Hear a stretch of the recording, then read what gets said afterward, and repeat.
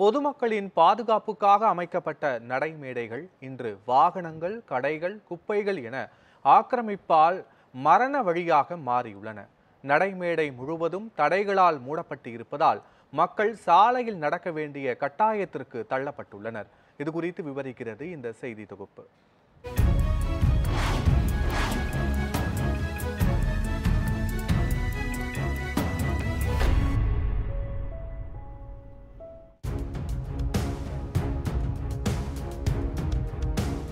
நடைபாதை ஆக்கிரமிப்பால் தலைநகர் சென்னையின் பல்வேறு பகுதிகளில் நடைமேடையை மக்கள் பயன்படுத்த முடியாத நிலையை உருவாக்கியுள்ளது. காரணம், சாலையோரங்களில் அனுமதியின்றி கடைகள், வண்டிகள், பொருட்கள் அடுக்கி வைக்கப்பட்டதால் நடைமேடை ஆக்கிரமிப்பிற்குள்ளாகியுள்ளது.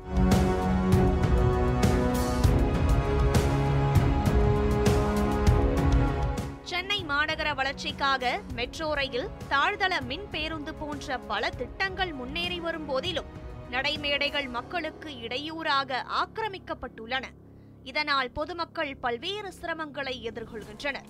அதற்கு எடுத்துக்காட்டாக கோடம்பாக்கம் ரயில்வே நிறுத்தம் அருகே இதற்கு பிரத்யேக சாட்சியமாக அமைந்துள்ளது. நடைபாதை ஆக்கிரமிப்பால் மக்களுக்கு ஏற்படும் இன்னல்களை கருத்தில் கொண்டு மாநகராட்சி உடனடியாக நடவடிக்கை எடுத்து நடைமேடைகளில் உள்ள ஆக்கிரமிப்புகளை அகற்ற வேண்டும் என பொதுமக்கள் வலியுறுத்துகின்றனர்.